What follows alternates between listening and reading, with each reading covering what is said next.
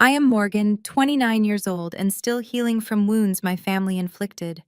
As a forensic accountant, I escaped their toxicity, but maintained contact to keep the peace. Right after Grandpa Elias had his funeral while the elite of Baldwin Hills were still walking out our door, my mother pulled me into the study. Between fake tears and her designer morning dress, she leaned forward and smirked. "You know, Morgan, you are lucky we even let you stay in this house. But now it is time for you to leave." I looked at her, sipped my water, and smiled. That night, I logged into a private server, disabled their access to the family accounts, and checked the cameras at the Malibu beach house they knew nothing about. Where are you watching from? Let me know in the comments. Hit like and subscribe if you have ever had to stand up to family who underestimated your worth. Growing up in Baldwin Hills in Los Angeles meant privilege to any outsider looking in. But inside our sprawling, custom-built mansion, emotional coldness permeated every single corner. Our massive home was a fortress of expectations I could never quite meet. My childhood bedroom became my sanctuary and my prison. From elementary school through college, I maintained straight grades and joined honor societies, but it was never enough. My older sister, Sydney, was the golden child. As a former university beauty queen, she was paraded around our social circles as the ultimate prize and face of our family legacy. I was just the quiet disappointment who liked math. The only person who saw my true potential was Grandpa Elias. He was a self-made billionaire in the logistics industry. He built his empire from the ground up and knew how greedy his daughter Vivian had become. The scent of white lilies still hung heavy in the study. The catering staff was cleaning up the last champagne glasses from the funeral reception. I stood near the mahogany bookshelf when Vivian locked the doors behind us. Sydney stood next to her, adjusting a diamond tennis bracelet she had bought with Grandpa's credit card the day he passed away. Standing right behind Sydney was her husband, Connor. Connor was a white tech bro from Silicon Valley who played the white savior for our prominent black family. He acted like his presence elevated our status, even though his venture capital firm had never produced a successful product. "Listen to me carefully," Connor said, adjusting his tailored suit jacket. He looked down at me with a sickeningly sweet smile. "Sydney and I are moving into the main house permanently to manage the estate properly. My venture capital firm is expanding rapidly, and I need a dedicated workspace.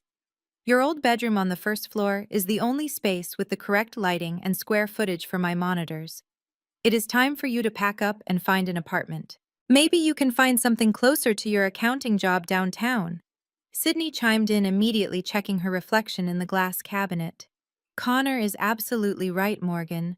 You are almost 30 years old and still painfully single. It is embarrassing for the family image. You do not need to take up valuable space in this massive home when you are not building a family of your own.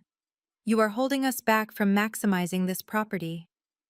My mother Vivian crossed her arms and nodded in fierce agreement. "Sydney and Connor represent the bright future of this family name. You have always been selfish, Morgan. You always take and take. Just like when you refused to hand over your scholarship money to your sister when she needed to go on her European tour. I want your bags packed within the hour. You are leaving this house tonight, and I do not want to hear a single word of complaining." They all stared at me, waiting for the familiar tears. They expected me to beg for their love, to plead for a place in the home where I grew up, to apologize for simply existing. That is what the old Morgan would have done. But the old Morgan died the same day Grandpa Elias did. I did not shed a tear. I did not raise my voice. I simply nodded once, turned around, and walked straight out of the study. I went into my bedroom and pulled out a single black suitcase. I did not pack the expensive dresses Vivian had bought me for family photo operations. I did not take the jewelry or the shoes. I only packed my laptop, my forensic accounting files, and a small wooden box Grandpa Elias had secretly given me a month before his heart failed. It contained the encryption keys to a blind trust no one else in the world knew about. I zipped up the suitcase, walked out the front door, and did not look back. I ordered an Uber and watched the iron gates of the Baldwin Hills mansion close behind me. As the car rolled down the winding hills toward the city lights, the air felt crisp and freeing. I leaned my head against the cool glass of the window, finally breathing a sigh of relief. But the quiet moment did not last long. My phone screen suddenly lit up the dark back seat. It was an urgent security alert from my private server. Someone was actively trying to breach the firewall on Grandpa Elias's hidden financial files. I opened the log and saw the digital footprint instantly. It was Connor. He had just initiated a wire transfer attempt and filed forged paperwork to take out a $2 million loan against an asset he did not even own. I smiled to myself as the car merged onto the highway, heading toward the coast. Connor thought he had just kicked me out of my own home, but he had no idea he had just walked right into a federal trap. The tires of the Uber hummed against the asphalt as we merged onto the Pacific Coast Highway. The dark ocean stretched out to my left, illuminated only by the scattered moonlight reflecting off the crashing waves. I rolled down the window just an inch, letting the cold, salty air clear the lingering scent of funeral lilies from my senses. My phone was still glowing with the security alert from my private server. I did not panic. Instead, I opened my contacts and dialed Julian, my senior partner at the forensic accounting firm. He picked up on the second ring, his voice sharp and wide awake, despite the late hour. I told him Connor had just taken the bait. Julian let out a low chuckle through the speaker. He asked if Connor was actually arrogant enough to try and bypass the firewall we set up last month. I confirmed he was. Julian and I had spent the last 2 years helping Grandpa Elias restructure his entire financial empire into a fortified blind trust. Grandpa was a brilliant man. The moment Sydney brought Connor home to Baldwin Hills, claiming he was some hotshot venture capitalist from Silicon Valley, Grandpa saw right through the cheap suit and the buzzwords. He knew Connor was a parasite looking for a wealthy black family to latch onto. So Grandpa quietly transferred his liquid assets and his most prized real estate into a trust that left no paper trail for a vulture like Connor to follow. Julian typed rapidly on his keyboard on the other end of the line. He told me he was seeing the same ping on his end. He said Connor was submitting loan applications to a private offshore lender. I asked how much he was asking for. Julian paused and said $2 million. My grip on the phone tightened. I asked Julian what Connor was using as collateral, because we both knew Connor did not have 2 million cents to his name. Julian said Connor was uploading property deeds, but the files were encrypted so he could not see exactly which property yet. I told Julian I was almost at the primary server location and would decrypt the files myself. We hung up and I leaned back against the leather seat. The Uber driver pulled over on a desolate stretch of the highway in Malibu. There were no streetlights here, just the rugged cliffside dropping off into the Pacific Ocean. I thanked the driver, tipped him well, and waited until his taillights disappeared around the bend before I moved. I walked toward what looked like a solid wall of natural rock covered in creeping ivy. I reached behind a specific patch of greenery and placed my thumb against a hidden biometric scanner. A soft green light scanned my print, and a heavy disguised steel door clicked open with a quiet hiss. I stepped inside and walked down a softly lit floating staircase that descended directly into the cliff. At the bottom was Grandpa Elias' true legacy. It was a breathtaking multi-level house made almost entirely of reinforced glass and steel built right into the side of the mountain overlooking the private beach below. He had spent 10 years building this escape far away from the suffocating social climbing of my mother and the endless drama of my sister. This was our sanctuary. It was where he taught me how to read balance sheets and where we spent hours watching the tide come in. And now it was my command center. I walked past the minimalist leather furniture and went straight to the sleek wooden desk facing the ocean window. I opened my black suitcase, pulled out my laptop, and connected a hardwire cable directly into the hidden port under the desk.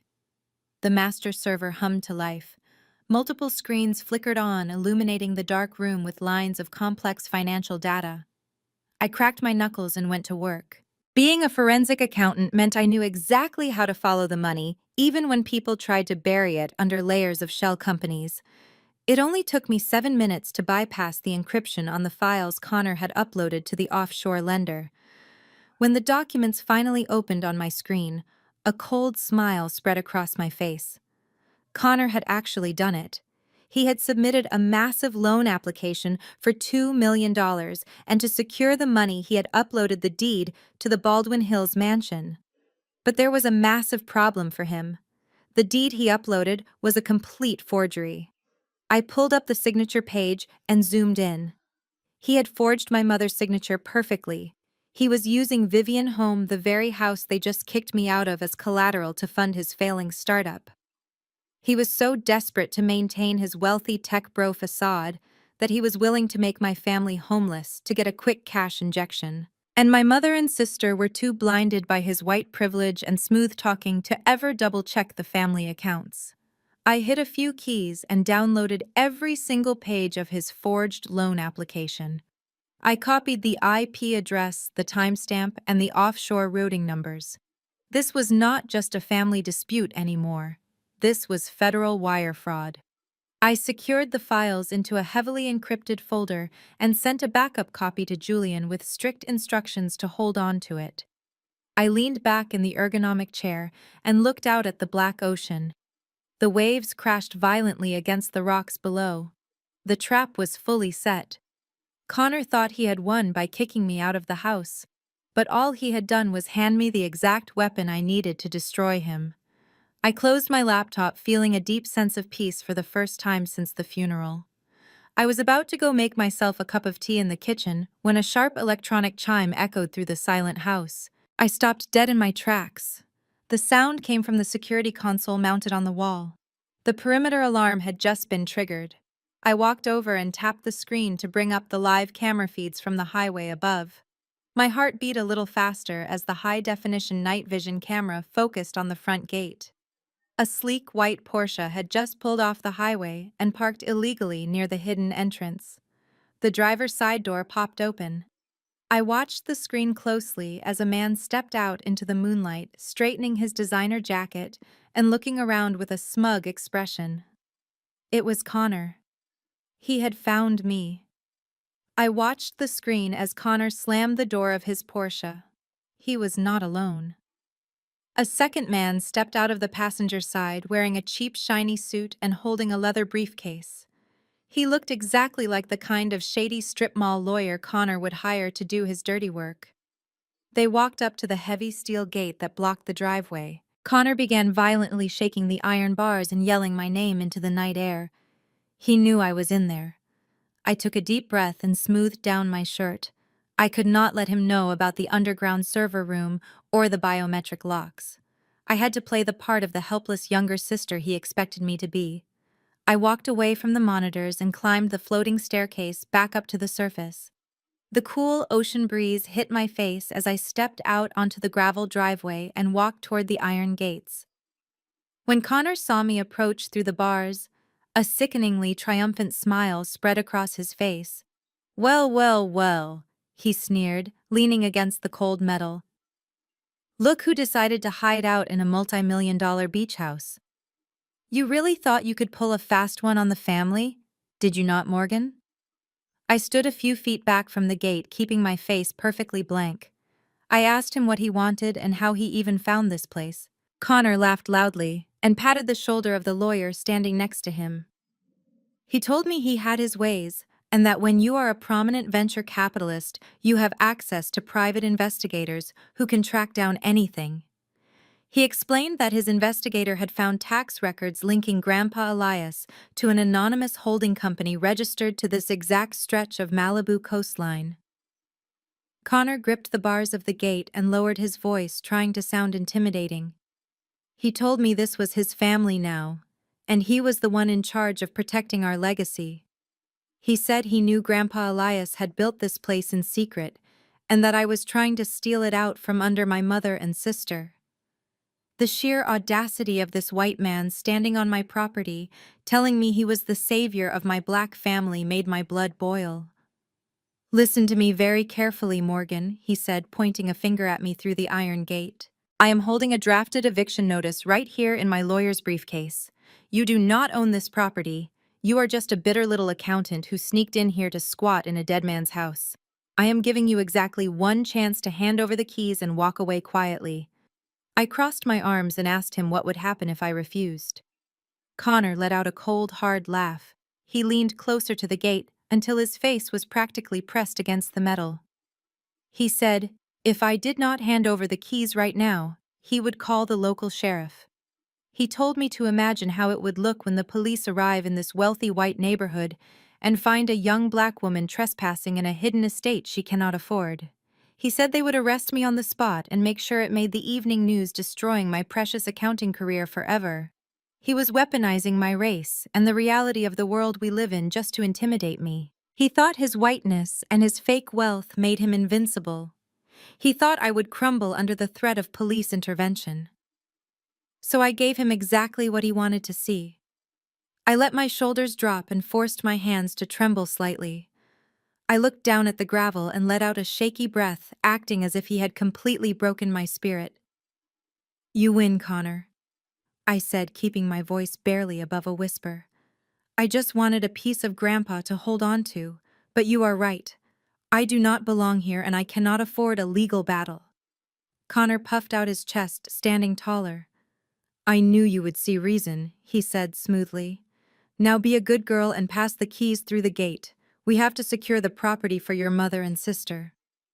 I reached into my pocket and pulled out a heavy set of brass keys attached to a simple leather strap. These were not the keys to the glass house or the underground server room. Those operated on encrypted biometrics. These were the keys to the old gardening shed at the far end of the property, where the landscaping crew kept the fertilizer and rusty shovels. I walked slowly to the gate and slipped the keys through the iron bars. Connor snatched them from my hand like a greedy child. He held them up in the moonlight, admiring them as if he had just conquered a kingdom. He turned to his lawyer and told him the job was done, and that they could start drawing up the paperwork to list the house for sale by the end of the month. Before he walked back to his car, Connor turned to me one last time. He told me to pack my bags and be gone by sunrise. He said if he saw me anywhere near Malibu or Baldwin Hills again, he would not be so generous. He got into his pristine white Porsche, the engine roaring to life, and sped off down the highway, leaving a cloud of dust in his wake. I stood at the gate and watched his taillights fade into the darkness. I was not scared. I was not packing my bags. A genuine smile finally broke across my face. Connor had left gloating, feeling like the ultimate mastermind. But he was completely unaware of the tiny detail I had left out. The heavy brass key he had just shoved into his expensive designer pocket contained a micro RFID tracking chip hidden deep inside the leather strap. He thought he was taking the key to my house, but all he really did was give me a live feed to his exact geographic location 24 hours a day. The game had just begun, and he had already lost the moment. The taillights disappeared. I turned around and walked back to the hidden cliffside entrance. My heart was beating with a calm, steady rhythm. I placed my thumb on the scanner and descended the floating staircase back into the glowing server room. I sat down at the heavy wooden desk and brought up the tracking software. A small red blinking dot appeared on the massive monitor. The RFID chip inside the brass key was broadcasting Connor's exact location. I watched the dot move rapidly down the Pacific Coast Highway, heading back toward the city. But tracking his car was just the first phase of the Trojan horse I had just handed him. The chip inside that key was not just a GPS locator. It was a military-grade, short-range data cloner that Grandpa Elias had acquired from a private security contractor. Connor always kept his expensive smartphone and his work laptop in his leather briefcase, right next to where he had just pocketed my key. The chip was designed to passively copy the encrypted network keys from his devices and transmit them back to my server, using a secure cellular network. I watched the progress bar on my screen slowly fill up as the cloner did its silent work in the dark interior of his Porsche. 20 minutes later, the download was fully complete. I now had absolute backdoor access to the internal network of his venture capital firm. I cracked my knuckles and opened the main financial ledger for his company. He called it Apex Horizon Ventures. Sydney always bragged at dinner parties about how Connor was funding the next generation of tech startups and revolutionizing the medical device industry.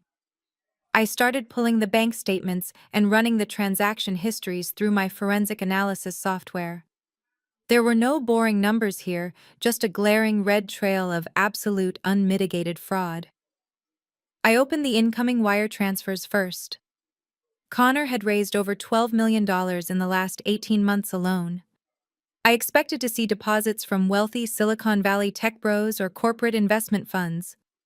Instead, my stomach dropped as the names of the individual investors populated on the screen.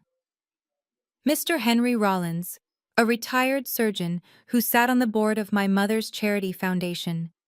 Mrs. Carmen Robinson, the elderly choir director at the Baldwin Hills Community Church. Dr. Lawrence Terry, my grandpa's oldest friend and a retired dentist who had known me since I was a little girl. Every single name on the investor list was a wealthy black senior citizen from my mother's elite social circle. Connor was not raising capital in Silicon Valley. He was using his marriage to Sydney to systematically infiltrate the old money black community of Los Angeles. He used my mother's flawless reputation and my grandpa's legacy to gain the blind trust of her vulnerable aging friends. He knew they would never question a white financial genius who had married into the most prominent family in the neighborhood. I dug deeper into the outgoing ledgers to see where he was investing their hard-earned retirement funds. I looked for tech startups or commercial real estate development projects. There was absolutely nothing. Not a single legitimate investment had been made in the history of the company. Instead, the money was flowing in a rapid circular pattern. When Dr. Terry deposited $50,000, Connor would immediately wire $10,000 to Mrs. Robinson, claiming it was a dividend return on her earlier investment. He was paying off the old investors with the new investors' money. It was a textbook Ponzi scheme executed with terrifying precision. I leaned closer to the monitor, feeling a deep, sickening rage building in my chest. The remaining funds, the money he did not use to pay fake dividends, was being siphoned completely out of the country.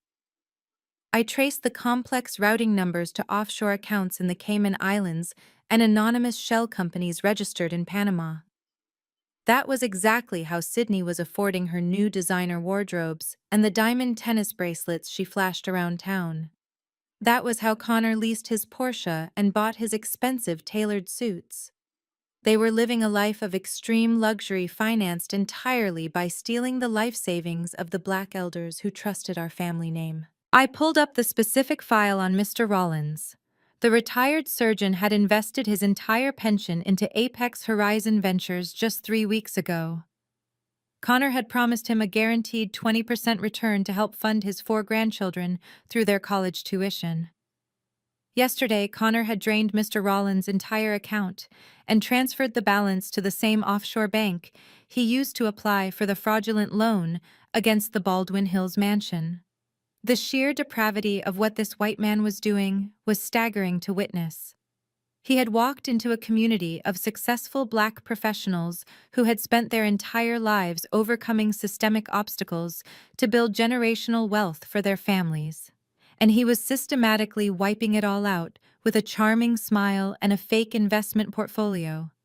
He was bleeding them dry, while my mother proudly paraded him around the country club as the ultimate savior of our family. My fingers flew across the keyboard. I began compiling every single fraudulent transaction, every forged signature, and every illegal wire transfer into an airtight digital dossier. As a forensic accountant, I knew exactly what the federal authorities needed to secure a fast conviction. I needed to build a case so strong that no high-priced defense attorney could ever tear it apart. I worked straight through the night downloading bank statements and matching them against the fake portfolio reports Connor had emailed to his victims. By the time the sun began to rise over the Pacific Ocean, my evidence file was over 2,000 pages long. I had every piece of the puzzle mapped out perfectly down to the last stolen cent. I leaned back in my ergonomic chair and rubbed my tired eyes. The trap was fully loaded and ready to spring. I just needed the perfect public venue to drop the bomb and expose him for the criminal he was. Right at that moment, my phone vibrated loudly on the wooden desk, breaking the peaceful silence of the underground room. The bright screen cut through the morning shadows. I picked it up and saw a new notification. It was a group text message from my mother, Vivian, sent to me, Sydney and Connor. The message was cold and direct, as always. It said, "Morgan, you are mandated to attend a family dinner tonight at 8 o'clock sharp. We are dining at the Capitol Grill downtown. Dress appropriately and do not embarrass me. We are celebrating Connor and his incredible new real estate acquisition." I stared at the text message, reading the words over and over again. Connor had actually told them he secured the Malibu beach house. He was using the fake deed he forged last night to elevate his status even further in my mother's eyes. He wanted to celebrate stealing from me while he was simultaneously robbing her closest friends blind. A slow, dangerous smile spread across my face. I locked the server screen and stood up from the desk. I typed a simple response back to the group chat. "I will be there," I replied. I tossed the phone onto the desk and walked over to the closet. It was time to get dressed for dinner. I pulled a simple black silk dress from the closet. It was understated, elegant, and completely devoid of the flashy designer logos my mother and sister worshipped. I drove back into the city feeling a strange sense of anticipation. The Capitol Grill was packed with the downtown business elite when I arrived at exactly 8 o'clock. The maitre d' led me to a semi-private dining alcove in the back of the restaurant. My family was already there holding court and drinking expensive champagne. Vivian was wearing a sequined blazer that caught the dim restaurant lighting. Sydney was draped in silk and wearing the diamond tennis bracelet she bought with Grandpa's money. And Connor was sitting at the head of the table looking like the arrogant king of a stolen castle. I pulled out my own chair and sat down across from him. Nobody offered me a glass of champagne. Sydney looked me up and down with a sneer wrinkling her perfectly contoured nose. She asked if I had come straight from a funeral or if I just enjoyed looking like a depressed librarian. She told me I should have used some of the money I saved by living rent-free in Grandpa's house to buy a decent outfit. She said it was embarrassing to be seen with a number cruncher who did not even know how to dress for a high-end dinner. I placed my napkin on my lap and looked at her calmly. I told her I preferred clothes I could actually afford to pay for myself. Sydney rolled her eyes and took a sip of her drink, totally missing the underlying threat in my words. My mother, Vivian, slammed her glass down on the table to get our attention. She told us to stop bickering and remember why we were there. She beamed at Connor with a level of pride she had never once shown me. Vivian raised her glass and announced we were celebrating a monumental day for the family legacy. She said Connor had single-handedly secured a multi-million-dollar property in Malibu that Grandpa Elias had selfishly tried to hide from them. She went on and on about Connor's brilliant financial mind and how his venture capital firm was elevating our family status to new heights. I watched Connor soak up the praise. He leaned back in his leather chair and unbuttoned his suit jacket, trying to look humble. He told Vivian it was his honor to step up and be the man of the house now that Grandpa was gone. He said he was just doing what any good husband and son-in-law would do to protect their assets. The sheer hypocrisy made my skin crawl, but I kept my expression perfectly neutral. Connor reached into the inner pocket of his jacket and pulled out a folded document. He slid it across the white tablecloth, stopping right in front of my empty dinner plate. He pulled a gold pen from his shirt pocket and laid it on top of the paper. I asked him what this was. Connor gave me a condescending smile. He said it was a standard quitclaim deed. He explained that his lawyers were finalizing the transfer of the Malibu property into his venture capital portfolio so he could develop the land into luxury condos. But because Grandpa Elias had weirdly left a few utility bills in my name, he needed me to legally sign away any potential squatter rights or inheritance claims. Sydney chimed in, saying it was just a formality. She told me to stop being difficult and just sign the paper so we could order the steaks. She said Connor was generously offering to give me $5,000 out of his own pocket as a relocation fee just for signing. Connor tapped the gold pen against the table. He told me 5 grand was more than enough to cover a security deposit on a cheap apartment downtown. He said I should be thanking him for not pressing charges for trespassing last night. He ordered me to sign on the dotted line so we could celebrate his new development project in peace. I did not reach for the pen. Instead, I picked up the quitclaim deed and began to read it. I read every single line of the dense legal jargon with the trained eye of a forensic accountant. My mother sighed loudly, crossing her arms and complaining about how long I always took to process simple instructions. Connor chuckled and told Vivian to give me a minute because legal documents were probably too complicated for a simple bookkeeper to understand. I reached the second page of the document, and a genuine bright smile spread across my face. I gently placed the paperwork back on the table and pushed the gold pen away. I looked directly into Connor's smug blue eyes. I told him I would not be signing the document. Connor slammed his hand on the table, his face turning red. He demanded to know what my problem was and threatened to have his lawyers drag me through court for years. I kept my voice low and steady. I told him his lawyers were either completely incompetent or actively trying to get him arrested. I pointed to the property description on the second page. I explained that a quitclaim deed only transfers the ownership interest of the person signing it. But in order to draft this specific document, his lawyers had to list the actual registered owner of the Malibu estate. I tapped my finger on the printed text. I asked Connor if he had actually read the deed before bringing it to dinner. I told him the property was not owned by Grandpa Elias as an individual. It was owned by a corporate entity called the Elias Coastal Trust. And according to California state law, you cannot force an individual to sign a personal quitclaim deed for a property owned by a corporate trust. But that was not even the best part. I leaned across the table and lowered my voice so only the four of us could hear. I told Connor that because he had officially submitted this paperwork to a notary, he had just legally documented his attempt to seize assets from a corporate entity he had no authorization to access. I smiled sweetly and told him his quitclaim deed was not just completely invalid, it was a written confession of attempted corporate fraud. The silence at the table was deafening after I spoke those words. Connor stared at the piece of paper as if it had just caught fire. The smug confidence that had radiated from him all night completely evaporated, leaving behind a pale mask of sheer panic. He looked at me and then looked frantically around the restaurant to see if anyone had overheard my little legal analysis. His hands began to shake slightly as he reached out to snatch the quitclaim deed back from my side of the table. He crumpled the document into a tight ball and shoved it deep into his suit pocket. He slammed his fist on the table, causing the crystal wine glasses to rattle and spill expensive champagne onto the white tablecloth. He told me I was crazy, and that I had no idea what I was talking about.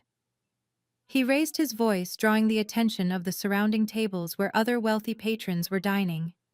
He said I was just a bitter, jealous little girl making up lies because I could not stand to see my sister married to a successful man. He told me my grandpa was an old fool for leaving a corporate trust to a glorified calculator like me, and that his elite legal team would bury me in so much litigation I would never see the light of day. I just sat there sipping my water, watching him unravel in real time. The more he yelled, the more I saw the frightened little boy hiding behind the expensive tailored suit and the venture capitalist buzzwords. His entire facade was cracking under the pressure of a single undeniable truth. Sydney looked back and forth between us. Her face flushed with intense embarrassment. She reached out and put her manicured hand on Connor's arm, telling him to lower his voice and that people were staring at them. But Connor yanked his arm away with such force that it startled her. He told her to shut up and let him handle it. It was the first time I had ever seen him drop his perfect gentleman act in front of her. Sydney recoiled in shock, her eyes wide as she realized the man she married was entirely capable of treating her just as poorly as he treated me. That was when my mother decided to intervene to protect her golden child and her perfect son-in-law. Vivian pushed her chair back and stood up, her sequined blazer catching the ambient light of the restaurant chandeliers. She was a master of manipulation, and she knew exactly how to play the victim to an audience of her peers. She pressed her hand to her chest and let out a dramatic, loud sob. Tears welled up in her eyes right on cue, flowing down her carefully powdered cheeks. Vivian pointed a trembling finger at me. She told me I was a monster. She cried out loud enough for the entire dining room to hear, saying she could not believe she had raised such a hateful and ungrateful child. She said I had spent my entire life trying to sabotage my sister because I was secretly envious of her beauty and her charm.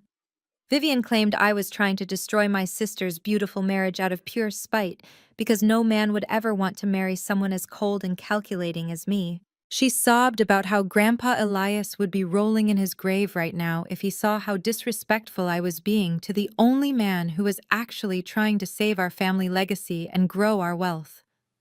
The other patrons in the restaurant had completely stopped eating. They were openly watching the spectacle unfold, holding their forks in midair.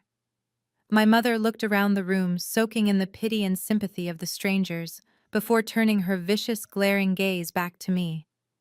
She told me she was done trying to fix me. She said she had given me every opportunity to be a normal part of this family and to support Sydney and Connor. But I had thrown her love back in her face. Vivian stood tall and took a deep, theatrical breath. She declared loudly that as of this exact moment, I was no longer her daughter. She formally disowned me right there in the middle of the Capitol Grill.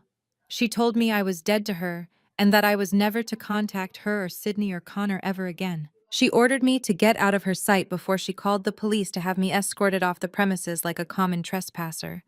It was the moment she had been building up to my entire life.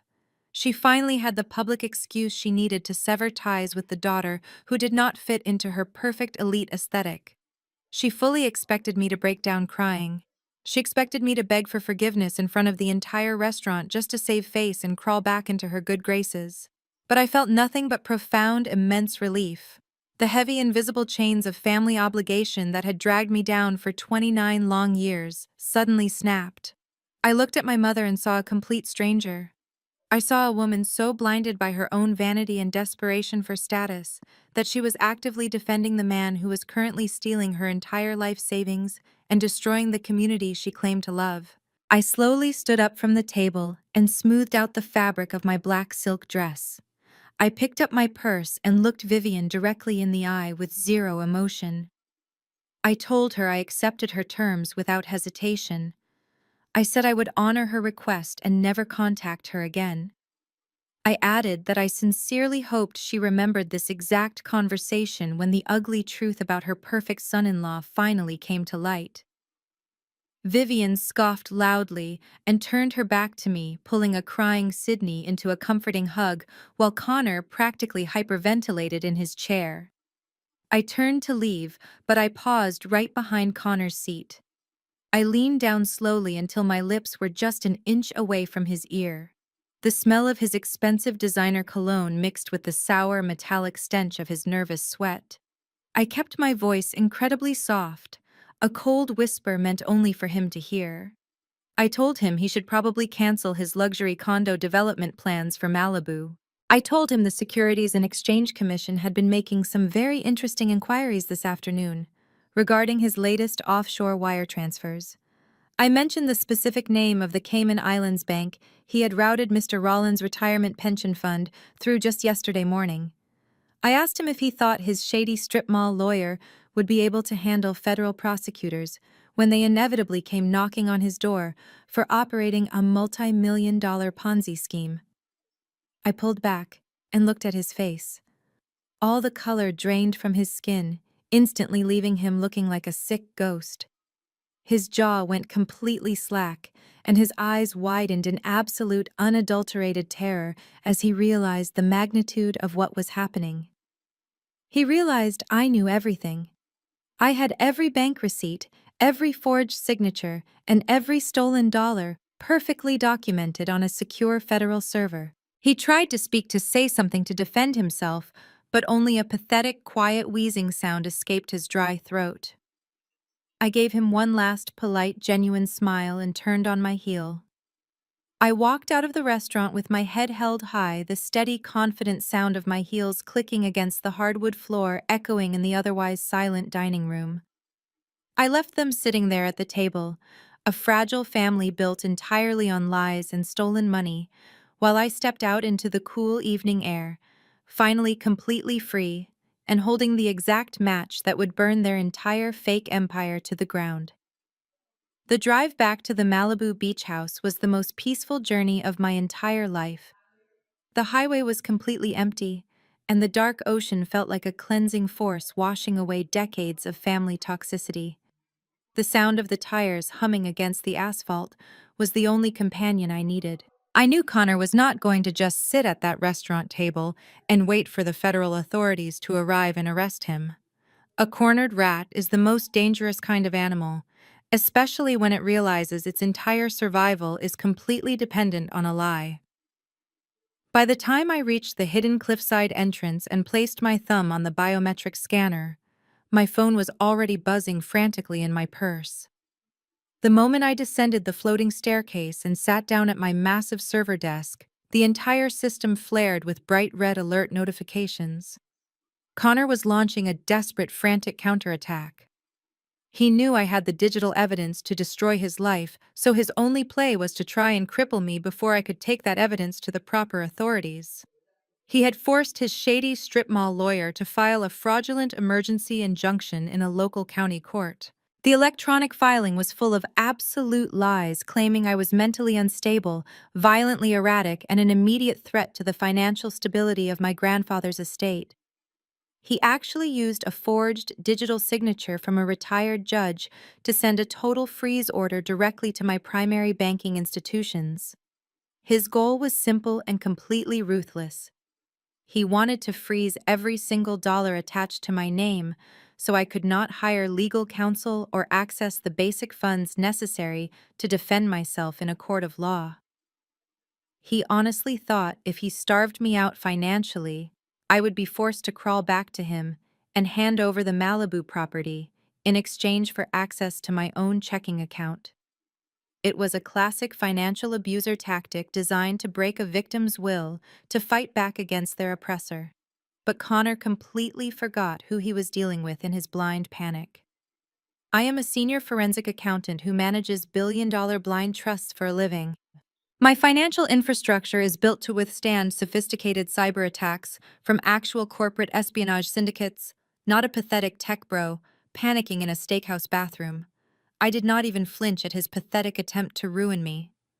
I simply opened a secure encrypted communication channel to my personal wealth manager at the federal bank.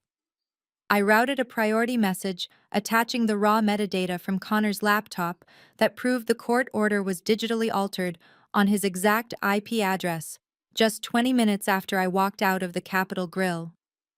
The bank automated security system immediately flagged his lawyer's request as a severe federal offense and locked down my accounts behind secondary biometric firewalls that Connor could never even hope to bypass. His pathetic attempt to ruin me failed before the county server even registered his ridiculous request. With his little attack easily neutralized, I turned my full attention back to the massive crater he had dug for himself. I needed to make absolutely sure the trap was entirely inescapable before I handed the files over to the Securities and Exchange Commission. I went back into the internal network of his fake venture capital firm to review the specific files he submitted for that $2 million offshore loan. Earlier, I had briefly seen the forged signature of my mother on the Baldwin Hills deed, but now I needed to document the exact mechanism of the fraud for the federal prosecutors. I pulled the digital notary stamp attached to the loan file and traced its origin. Connor had not just traced my mother's signature onto a blank piece of paper. He had actually bribed a disgraced public notary to illegally backdate the property transfer documents to make it look like Vivian had willingly surrendered her home. He legally transferred the ownership of my mother's beloved Baldwin Hills mansion into a dummy shell company controlled entirely by his Ponzi scheme. The offshore lender had already approved the fraudulent transaction. The $2 million was currently sitting in a holding account in the Cayman Islands, ready to be dispersed to his angry elderly investors to keep them quiet for just another month. But the offshore lender had placed a massive predatory lien on the Baldwin Hills property in exchange for the fast cash. If Connor missed even a single monthly payment, those dangerous offshore thugs would have the legal right to seize the mansion and throw my mother out into the street. He had literally gambled away her entire life out of pure, unadulterated greed. My mother had absolutely no idea she was technically completely destitute. She thought she was the undisputed queen of the local elite, while her paper crown had already been stolen right off her head. I leaned back in my ergonomic leather chair, wondering exactly how long it would take for her grand illusion to violently shatter into a million pieces. Right at that exact moment, my phone vibrated gently on the polished wooden desk. It was a notification from Instagram. My mother, Vivian, had just posted a brand new video to her main feed. I clicked play and watched the screen in absolute sheer disbelief. My mother was standing in the grand marble foyer of the Baldwin Hills mansion, holding a crystal glass of expensive imported champagne. Sydney was standing right beside her, wearing a fresh designer dress, paid for by stolen retirement funds, trying her best to look perfectly wealthy and unbothered by the total humiliation they had just suffered at the restaurant. My mother was smiling widely at the camera, announcing to her thousands of eager followers that they were throwing a massive farewell open house party this upcoming weekend. She boasted loudly that Connor was in the final stages of selling their historic family estate for a record-breaking $8 million. She confidently claimed they were permanently relocating to an exclusive hidden glass beach house in Malibu that Connor had just brilliantly acquired for the family real estate portfolio. She formally invited the entire Black elite of Los Angeles to come to the mansion on Saturday to celebrate their rising dynasty and toast to their massive success. I paused the video and zoomed in closely on the background of the shot. Connor was standing alone in the shadows behind them. His face was pale gray and he looked like he was about to physically collapse. He knew he did not own Malibu, and he knew the mansion was already mortgaged to criminals, but he was too terrified to tell my mother the truth. He was just going along with her public delusion, completely trapped in his own web of lies. The stage for his final public execution was officially set. Watching my mother prance around the marble foyer on that Instagram video confirmed everything I needed to know. Vivian was completely clueless. She had absolutely no idea that her perfect son-in-law had forged her signature and mortgaged her beloved historic mansion to offshore criminals. She honestly believed she was moving to Malibu. Connor had sold her a spectacular fantasy to keep her docile while he quietly drained the life out of our family legacy. It was almost pathetic to watch her brag to her wealthy followers about a beach house she would never step foot in. She panned the camera around, showing off the crystal chandeliers and the grand sweeping staircase of the Baldwin Hills estate, talking about how she was upgrading her lifestyle. Sydney was right there in the background, wearing a fake smile and dripping in jewelry bought with stolen money. They were entirely consumed by their own fabricated reality. But my pity only lasted for a fraction of a second. My mother had made her choice at the restaurant. She had publicly disowned me to protect the illusion Connor provided. Now she was going to have to live with the devastating reality of her own blind vanity. I turned away from the phone and brought the main server screens back to life. The time for passive observation was officially over. As a senior forensic accountant, I had spent years building a formidable network of federal contacts. I did not need to submit an anonymous tip through a public portal and wait for months for a low-level clerk to review it. I had direct lines to the people who could freeze a multi-million-dollar Ponzi scheme before the perpetrators even had time to pack a single suitcase. I opened a heavily encrypted email client and drafted a priority message to Special Agent Marcus Wright at the Federal Bureau of Investigation, White Collar Crime Division. Marcus and I had worked together on a massive corporate embezzlement case 2 years ago. He knew my reputation perfectly well. He knew that if I was sending him a file, it was already an airtight, guaranteed conviction that would make his career. I began attaching the preliminary forensic dossier on Connor's fake venture capital firm.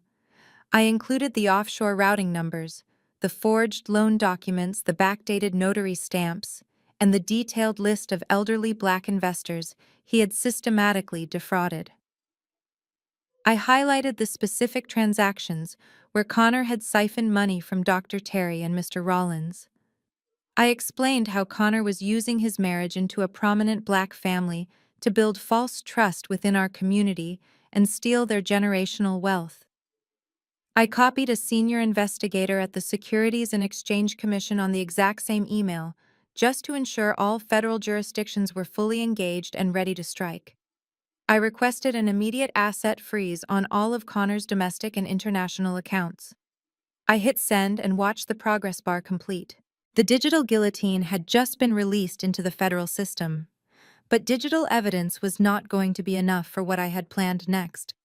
I needed something physical, something entirely undeniable to present to the very public audience my mother had so graciously invited to her grand open house.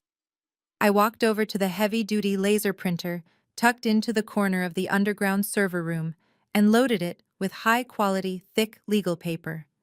I began printing out the absolute truth page by page. I printed the actual registered deed for the Malibu estate, proving it belonged solely to my corporate trust, and that Connor had absolutely zero legal claim to it. I printed the forged loan application featuring my mother's clearly traced signature, proving he had stolen her home right out from under her. I printed the bank statement showing the exact flow of stolen retirement funds into Connor's Cayman Islands accounts. The printer hummed steadily in the quiet room, spitting out page after page of undeniable ruin. The smell of fresh ink and warm paper filled the air. I took the thick stacks of evidence and organized them meticulously into sleek black leather binders. I labeled each binder with surgical precision. One for the fraudulent loan, one for the Ponzi scheme victims, and one for the true ownership of the Malibu estate. I was building the ultimate legal trap, and I was going to spring it right in the middle of Vivian's grand farewell party, when all of her high society friends were watching. I wanted Connor to have nowhere to hide and no way to spin his lies. Just as I was snapping the final black leather binder shut, my cell phone screen lit up brightly on the desk. It was an incoming call from an unknown local number. I did not answer it. I just sat there and let it ring until it finally went to voicemail. A few seconds later, the notification chimed indicating a new audio message had been left. I tapped the screen and put the phone on speaker. It was Connor. The background noise sounded like he was in a moving vehicle driving fast. His voice was completely devoid of the arrogant tech bro charm he usually projected to the world. He sounded breathless, manic, and incredibly dangerous. The panic I had seen in his eyes at the restaurant had mutated into desperate aggression. He told me he knew I had blocked his fake court order at the bank. He said I was playing a very stupid game and that he was completely done being nice to me. He told me he had just hired a team of armed private security contractors to guard the Malibu property gates around the clock. His voice dropped into a vicious, threatening growl as he promised that if I ever stepped foot near the beach house again, his guys had strict orders to physically drag me out and throw all of my belongings directly into the Pacific Ocean. He told me I was nothing but a jealous loser trying to ruin his life and that he would destroy me if I tried to show my face at the open house this weekend. He ended the message by telling me to watch my back because he was not going down without a fight. The line went dead. I deleted the voicemail from my phone. I did not feel an ounce of fear. Connor was flailing blindly in the dark, trying to intimidate a woman who already held all the cards. He thought a few rent-a-cops could keep me away from my own property. He had absolutely no idea that the real threat was not me showing up at Malibu. The real threat was me showing up at the Baldwin Hills mansion with a stack of federal evidence right when his entire fraudulent life was on full public display. I smiled to myself, picked up the heavy black leather binders, and placed them carefully into my leather tote bag. The trap was set, The bait was taken, and now all I had to do was attend the party. The weekend arrived quickly, carrying with it the warm, golden sunlight that Los Angeles was so famous for. I spent Saturday morning finalizing the last details of my trap, ensuring every digital file was secure and every physical document in my leather binders was organized perfectly. I chose my outfit with extreme care. I did not want to look like the bitter outcast sister returning to beg for scraps. I wanted to look exactly like the high-powered corporate executive I was. I wore a sharply tailored stark white pantsuit with emerald green silk lining. It was elegant, powerful, and completely unbothered. I pulled my hair back into a sleek, tight bun and put on a pair of classic gold hoop earrings. I looked in the mirror one last time, taking a deep, steadying breath. The quiet, submissive Morgan was dead and buried. The woman staring back at me was a financial assassin ready to execute a flawless operation. I drove the winding roads up into the wealthy enclave of Baldwin Hills. As I approached the family estate, the sheer scale of my mother's vanity became immediately apparent. The massive iron gates were swung wide open, and the long winding driveway was lined with luxury cars. Bentleys, Range Rovers, and imported sports cars were parked bumper to bumper. Vivian had clearly spared absolutely no expense for her grand farewell party. She had hired a professional valet service to manage the vehicles and an entire team of caterers dressed in crisp white uniforms, carrying silver trays of expensive hors d'oeuvres. I handed my keys to a confused-looking young valet and walked up the wide stone steps toward the heavy double doors of the mansion. The moment I stepped into the grand marble foyer, the overwhelming noise of the party hit me. A live jazz quartet was playing softly in the corner of the massive living room. The air smelled heavily of expensive perfume-roasted duck and imported champagne. The house was completely packed with the most influential members of the local elite. I saw local politicians, prominent doctors, and wealthy real estate developers mingling together in their designer weekend wear. This was my mother's entire world. These were the people whose opinions dictated her entire self-worth. I stood quietly near the entrance, just observing the scene. Vivian was holding court near the grand staircase. She was wearing a flowing silk gown that swept across the marble floor as she walked. She had a crystal glass of champagne in one hand, and she was laughing loudly at a joke someone had just told. Right next to her was Connor. He was wearing a light gray tailored suit, looking every bit the successful young Silicon Valley titan he pretended to be. He had his arm draped casually over Sydney's shoulder. Sydney was practically glowing, wearing a massive diamond necklace that caught the light of the crystal chandeliers above. They looked like the perfect, flawless American family, standing there accepting the congratulations and praise of their wealthy peers. I watched as Vivian practically shoved Connor toward a group of older gentlemen, including Dr. Terry and Mr. Rollins. She loudly introduced him as the brilliant financial mastermind who was single-handedly elevating the family empire. She boasted about the fake Malibu estate sale and how Connor was negotiating record-breaking development deals on the coast. The older men nodded approvingly, shaking his hand and completely unaware that the man they were congratulating had just systematically stolen their entire retirement savings. The absolute sickness of the display made my stomach churn. Connor was smiling and nodding, playing the humble genius, while he secretly knew he was entirely bankrupt and facing federal prison. I adjusted the heavy strap of my leather tote bag on my shoulder and began to slowly walk deeper into the party. I did not try to hide or blend in. The stark white of my tailored suit stood out sharply against the sea of dark cocktail dresses and casual resort wear. A few people turned to look at me, their conversations pausing briefly as they recognized the estranged younger sister they had not seen since Grandpa Elias' funeral. I offered polite, tight smiles to the people I recognized, but I did not stop to make small talk. My eyes were locked directly on the center of the room. It did not take long for someone to notice the disruption in the perfect aesthetic Vivian had carefully curated. Sydney was the first to spot me. She was in the middle of showing off her new diamond tennis bracelet to a group of younger socialites when her eyes suddenly darted past them and landed on me.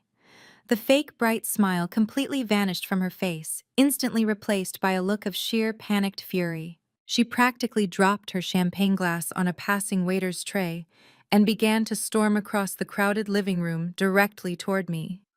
As she aggressively pushed her way through the crowd of wealthy guests, I noticed her frantically waving her hand in a sharp downward motion toward the back doors. She was signaling the private security team Connor had hired.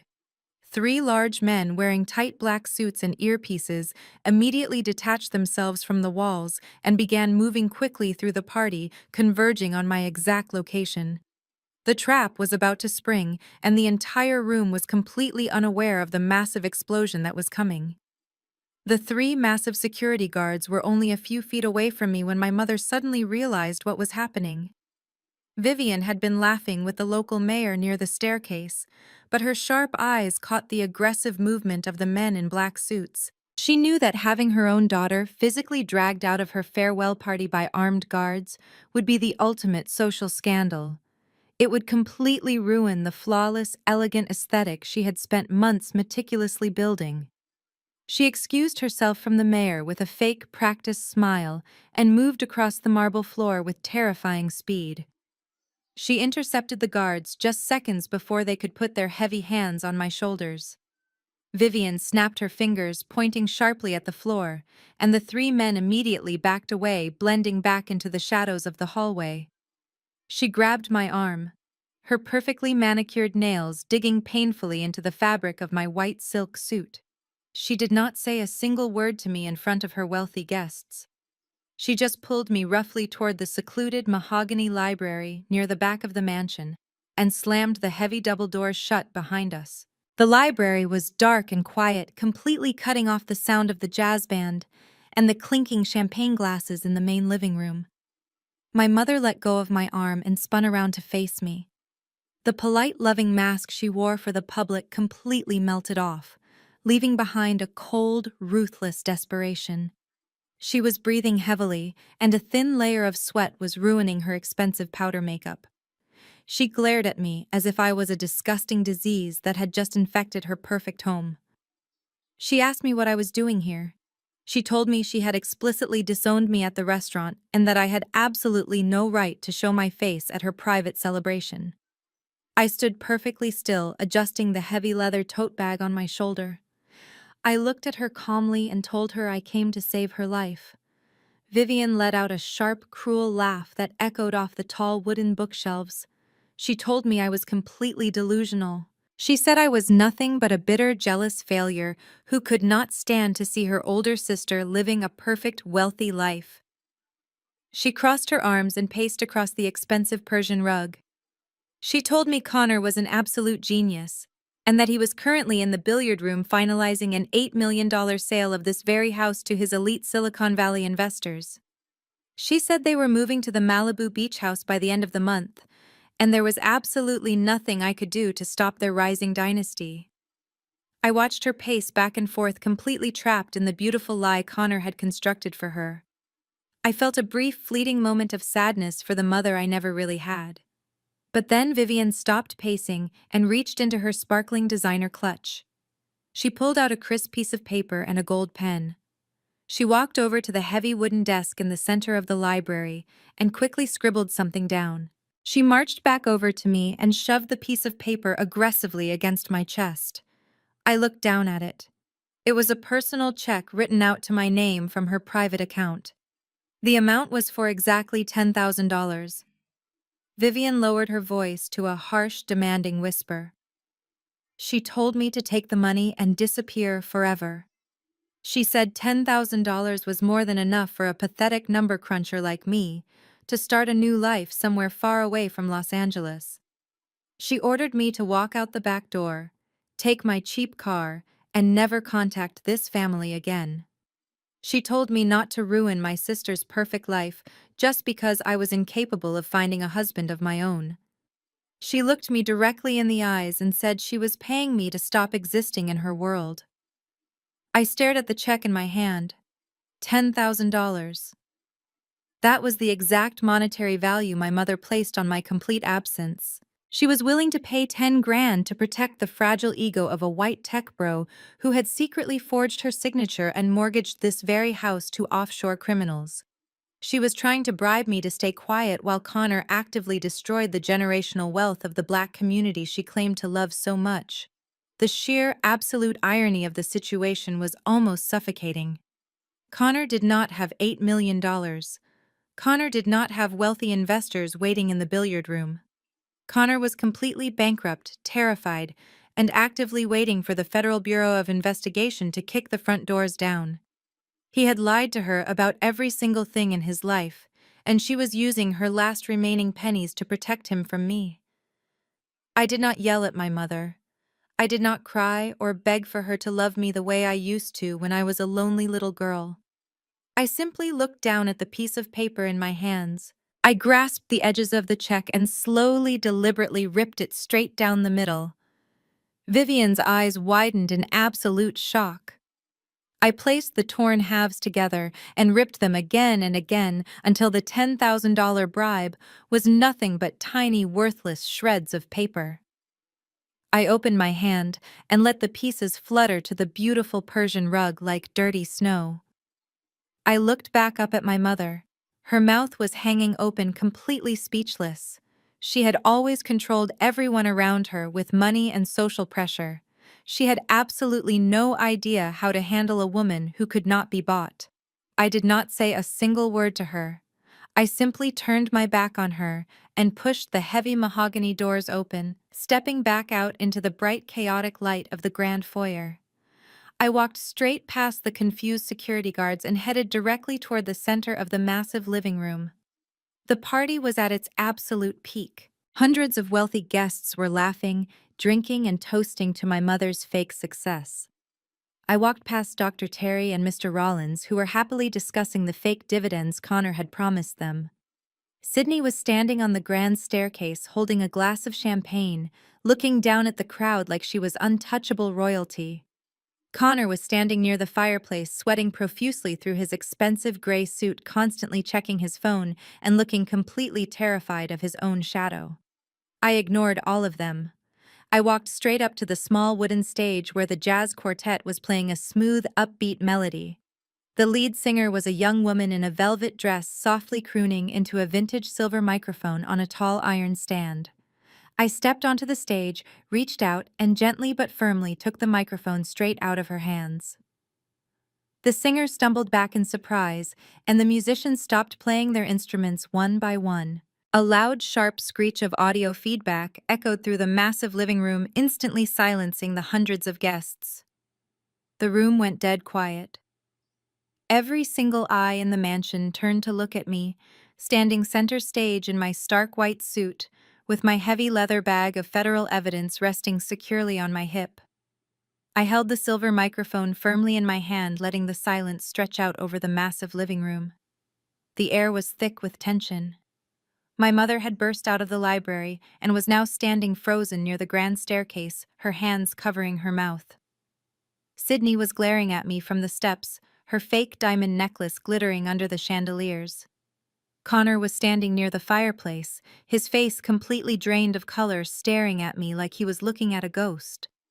I did not look at any of them. I looked directly out into the crowd of wealthy guests, at the people my mother had spent her entire life trying to impress. I tapped the microphone twice to make sure it was working.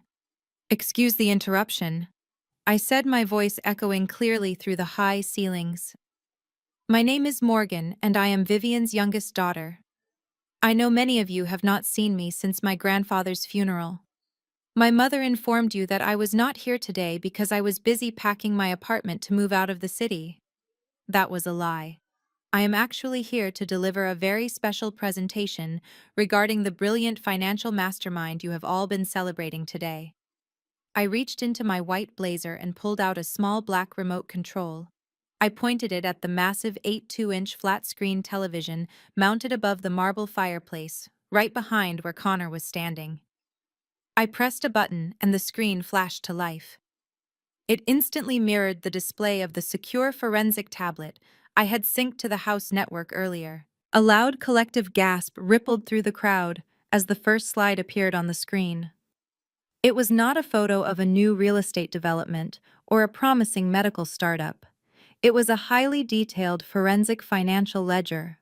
The logo for Connor's venture capital firm Apex Horizon Ventures was displayed prominently at the top.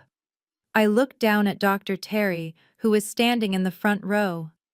"Dr. Terry," I said softly, "3 weeks ago, you transferred $50,000 from your retirement pension into Apex Horizon Ventures.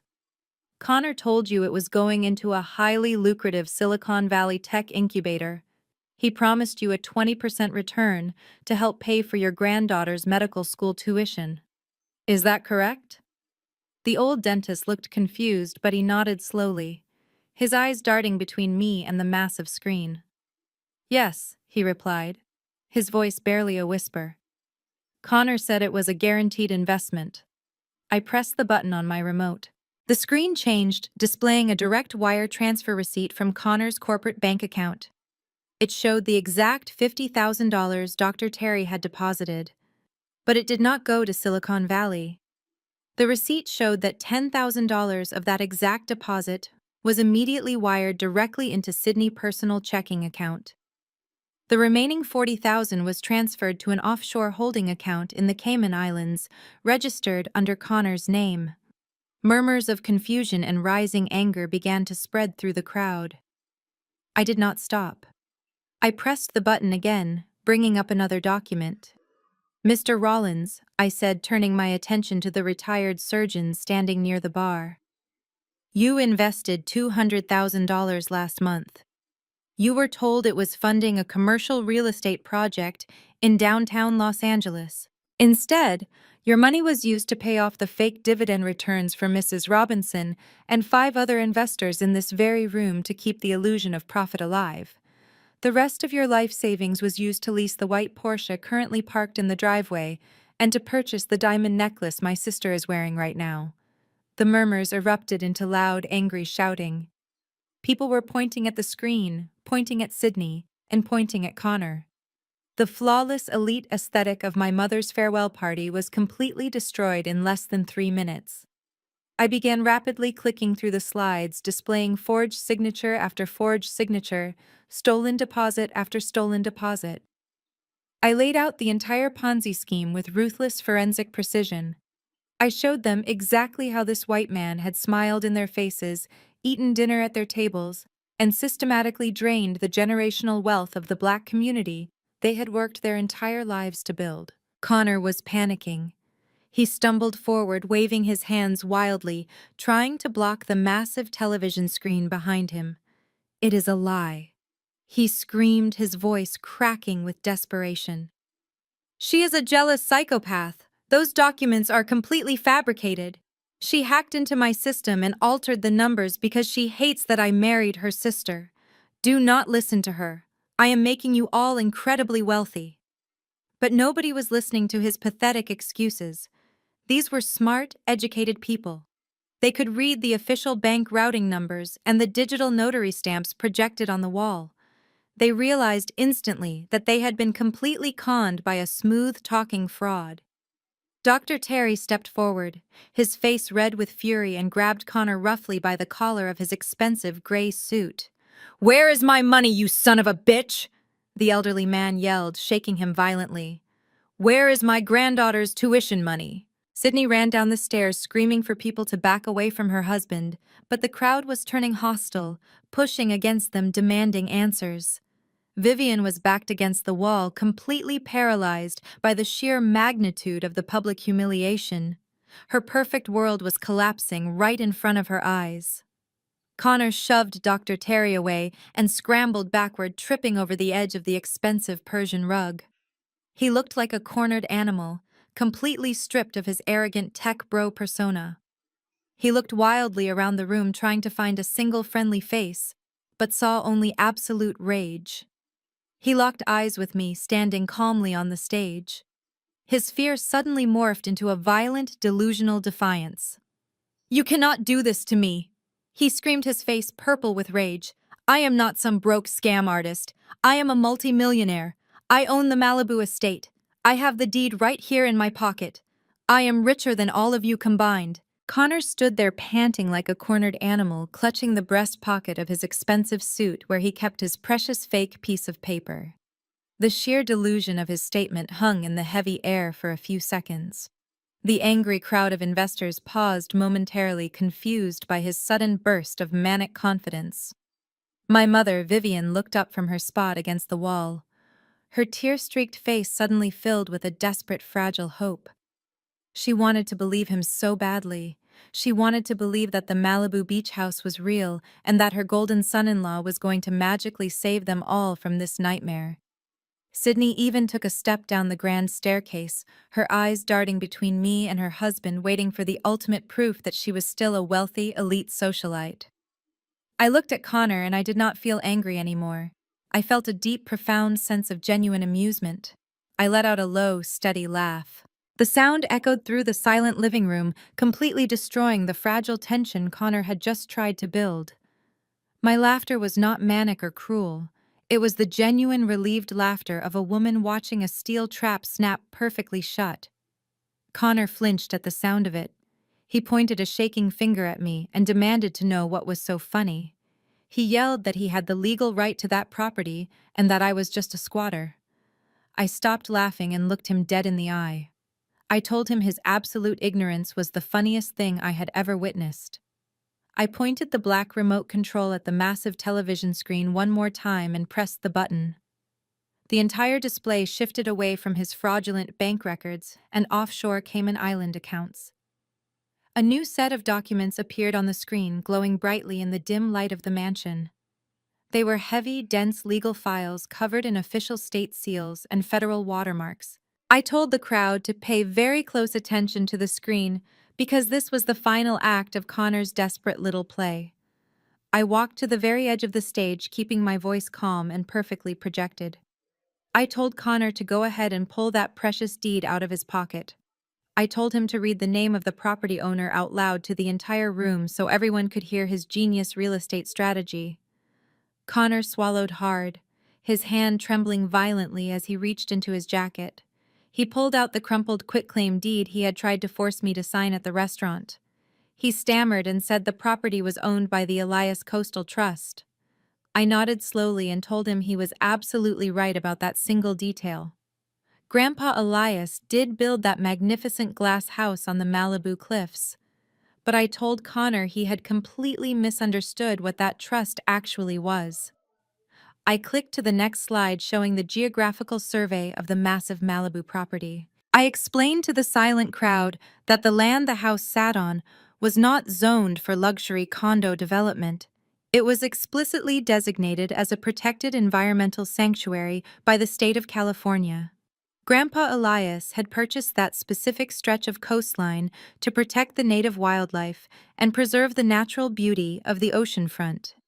To maintain that protected status, he placed the entire estate into a specialized corporate entity. It was a registered limited liability company designed specifically to manage federal conservation grants and strictly prohibit any commercial development. I looked down at Connor, who was now shaking so hard he could barely hold his fake piece of paper. I told him an individual person cannot simply inherit or take personal ownership of a federally recognized environmental LLC through a standard residential property deed. You cannot just forge a signature and claim a nature reserve as your personal venture capital asset to pay off your Ponzi scheme debts. The crowd murmured in realization as the massive legal reality set in. I clicked to the final slide on the television screen. It was the official articles of incorporation for the Elias Coastal Trust, filed directly with the state of California. My name was highlighted in bright yellow ink at the very bottom of the page. I told Connor to read the highlighted name. His voice was nothing but a dry, pathetic whisper as he read my name out loud to the quiet room. I smiled coldly and told him that I was the sole chief executive officer and the only registered shareholder of that environmental LLC. I told him I had complete, absolute corporate control over every single grain of sand on that Malibu beach. I did not just inherit a house from my grandfather. I inherited a federally protected corporation, and I was the only person on Earth with the legal authority to manage its assets. I took a step closer to the edge of the stage, looking down at him like a judge delivering a final devastating sentence. I told him that by forging property documents and attempting to transfer ownership of a protected corporate entity, he had crossed a massive legal line. I explained that when he emailed those fake documents to his offshore lender, he did not just commit standard residential forgery. He committed federal wire fraud and federal title fraud. He had attempted to steal protected land from a registered corporation across state lines. I told him those were not local county charges he could bribe his way out of. Those were massive federal felonies that carried mandatory minimum prison sentences. Connor dropped his fake deed onto the expensive Persian rug. The piece of paper fluttered to the ground, landing right next to the torn pieces of the $10,000 check my mother had tried to bribe me with. His legs gave out completely and he collapsed onto his knees in the middle of the living room. He buried his face in his hands, letting out a loud, pathetic sob. All of his arrogant tech bro posturing was instantly gone. He was just a broken criminal, sitting in a pile of his own lies. Sydney began to scream from the staircase, sobbing hysterically and demanding that someone do something to fix this. My mother Vivian just stared blankly at the wall, completely catatonic, as her entire high society world dissolved into dust. The wealthy guests began backing away from the family, creating a wide, empty circle around Connor's kneeling body. They wanted absolutely nothing to do with a man facing federal prison. I stood on the stage, feeling the heavy weight of the last 29 years completely lift off my shoulders. I had done exactly what Grandpa Elias had trained me to do. I had protected our legacy and destroyed the parasite trying to feed on our family. The silence in the room was absolute, broken only by Sydney's pathetic wailing and Connor's quiet sobs. But then a new sound pierced through the heavy air of the mansion. It started as a faint, distant wail echoing up the winding roads of Baldwin Hills. Within seconds, the sound grew louder and more urgent, bouncing off the marble walls of the grand foyer. It was the sharp, undeniable wail of multiple police sirens. Flashing red and blue lights began to reflect through the massive front windows, illuminating the shocked faces of the party guests. The Federal Bureau of Investigation had officially arrived. The heavy wooden double doors of the Baldwin Hills mansion did not just open, they were violently forced apart. Dozens of federal agents wearing dark tactical jackets with the letters FBI printed across their backs swarmed into the grand marble foyer. The live jazz music had already stopped, but the sheer chaotic noise of the raid completely shattered whatever was left of my mother's elegant farewell party. Heavily armed agents moved swiftly through the crowd of terrified high society guests, shouting orders to stay back and keep their hands visible. The flashing red and blue lights from the police cruisers parked in the driveway bathed the crystal chandeliers in a harsh, unforgiving glare. It was a scene of absolute destruction for the perfect image my family had spent decades trying to build and maintain. I stood perfectly still on the wooden stage, watching the federal agents fan out across the living room. They knew exactly who they were looking for. Special Agent Marcus Wright walked through the front doors, holding a thick file folder that looked exactly like the digital dossier I had emailed him just a few days ago. He scanned the crowd, his sharp eyes cutting through the panic, until he locked onto the pathetic figure kneeling on the expensive Persian rug. The moment Connor saw the federal jackets, his primal flight response completely hijacked his brain.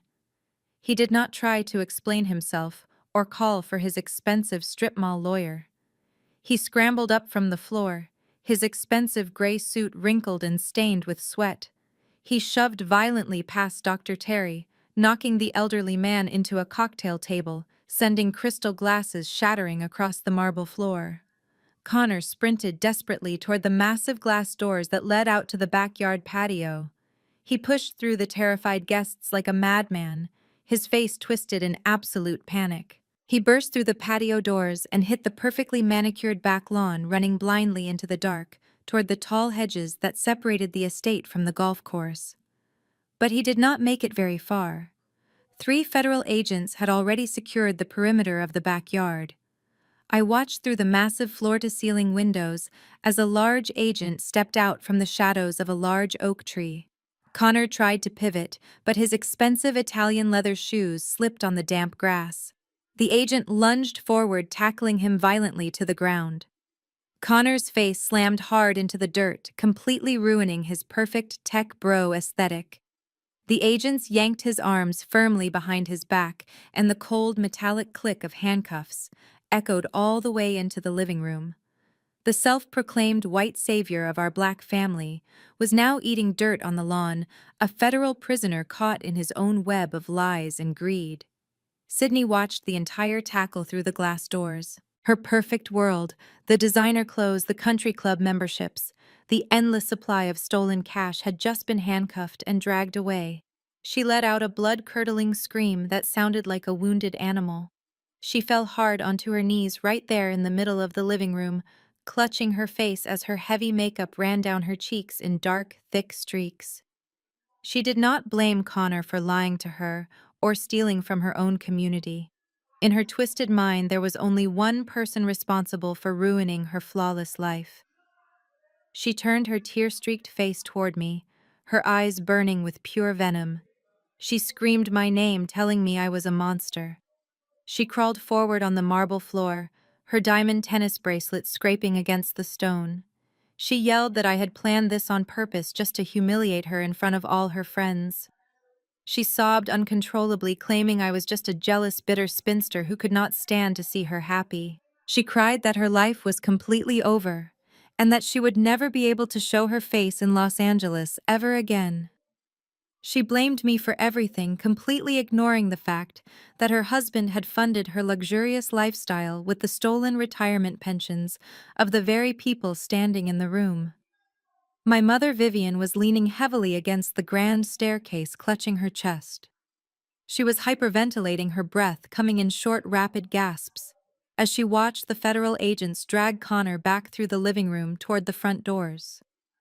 The local politicians and wealthy doctors she had spent her life trying to impress were watching her with a mixture of pity and utter disgust. Her social standing was evaporating right before her eyes. The sheer embarrassment of having the FBI raid her home was too much for her fragile ego to process. But then her twisted narcissistic survival instinct finally kicked in. Vivian forced herself to stand up straight, smoothing down the front of her expensive silk gown. She took a deep breath and wiped the tears from her face, determined to salvage whatever was left of her precious pride. She raised her chin and looked around the room at the angry investors, specifically making eye contact with Dr. Terry and Mr. Rollins. "Fine," she yelled, her voice shaking but laced with arrogant defiance. "Take him away. We do not need him. We never needed him. I had absolutely no idea he was doing these horrible things to my friends. My family is a victim here too." Vivian stepped away from the staircase, walking toward the center of the room, trying to reclaim her position as the powerful matriarch. She waved her hand dismissively toward the front doors where Connor had just been escorted out. She told the crowd not to worry about their stolen money.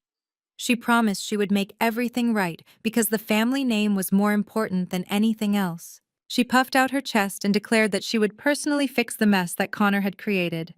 "I will sell this Baldwin Hills house today," Vivian announced, her voice ringing with desperate authority. "The market value is over $8 million. I will list it tomorrow morning, and I will use the proceeds from my house to pay every single one of you back. You have my absolute word." The room went quiet again, as the guests absorbed her promise. My mother looked at me standing on the stage, a smug, triumphant expression creeping back onto her face. She really thought she had just saved the day.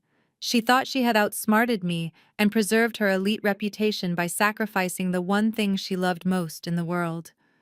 I did not move. I just looked down at her with pure, absolute ice in my eyes. The final piece of the trap was ready to drop. I lowered the microphone slightly and let a cold smile touch my lips. "Selling whose house, Mom?" I asked quietly. The entire room fell into a dead, suffocating silence the moment those words left my mouth. The flashing red and blue lights from the police cruisers outside continued to sweep across the walls, casting long, harsh shadows over the faces of the wealthy guests. My mother blinked rapidly, her face twisting into a mask of pure, absolute confusion. She stared at me as if I had just started speaking an entirely different language. She dropped her hands from her chest and took a step toward the stage, her silk gown rustling loudly in the quiet room. She asked me what on earth I was talking about. She puffed out her chest, attempting to summon the last remaining shreds of her elite matriarch persona. She loudly declared to the crowd that this was her house and her historic family estate. She insisted that the family lawyer had read Grandpa's last will and testament just 2 days after the funeral, and that the deed to the Baldwin Hills mansion was explicitly left to her as his sole surviving daughter. She practically screamed that she had the official legal paperwork sitting in her home office desk to prove it, and that I was completely out of my mind. I stepped down from the small wooden stage, my low heels clicking softly against the marble floor. I kept my eyes locked entirely on her, watching the desperate panic bubbling just beneath her arrogant surface. I told her that the family lawyer read a standard boilerplate will that Grandpa Elias had drafted over 15 years ago. I explained to her that a last will and testament can only legally distribute the assets that a deceased person actually possesses at the exact time of their death. I told her that she needed to pay very close attention to the timeline of Grandpa's financial decisions because her entire reality was about to shatter. I walked slowly past the crowd of shocked investors and local politicians. The guests parted for me like the Red Sea, completely captivated by the absolute public dismantling of my mother's fake empire. Dr. Terry and Mr. Rollins watched me with wide eyes, realizing that the family they had trusted with their life savings was nothing but a hollow shell. I walked directly toward the grand marble fireplace at the far end of the massive living room. Hanging directly above the mantel was a huge custom oil portrait of Grandpa Elias. He was painted, wearing his simple gray work suit, his rough calloused hands resting on a wooden cane, and his dark eyes looking sharp and uncompromising. It was the only piece of true authenticity in this entire mansion, filled with flashy imported garbage and fake designer luxury. Vivian followed me across the room, her expensive dress dragging awkwardly across the Persian rugs. She demanded to know what I was doing near his portrait. She yelled at me to step away from the fireplace, telling me I had already ruined her farewell party and humiliated the family name enough for one night. She told me to leave her house immediately before she called the federal agents back inside to arrest me for trespassing. I completely ignored her desperate screaming. I reached up and grabbed the heavy ornate gold frame of the oil painting. I pulled hard on the left side of the heavy wood. The entire massive portrait swung forward smoothly on a set of deeply concealed industrial hinges. A loud collective gasp echoed through the crowded living room. Hidden perfectly behind the painting set, completely flush into the solid stone of the chimney, was a sleek matte black biometric wall safe. My mother stopped dead in her tracks, her mouth hanging wide open in utter disbelief. She had lived in this Baldwin Hills mansion for over 2 decades.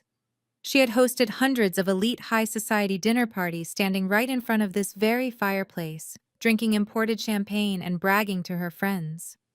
She had absolutely no idea this hidden vault even existed in her own home. She stared at the glowing blue biometric scanner on the front of the heavy steel door, looking completely betrayed by the very walls around her.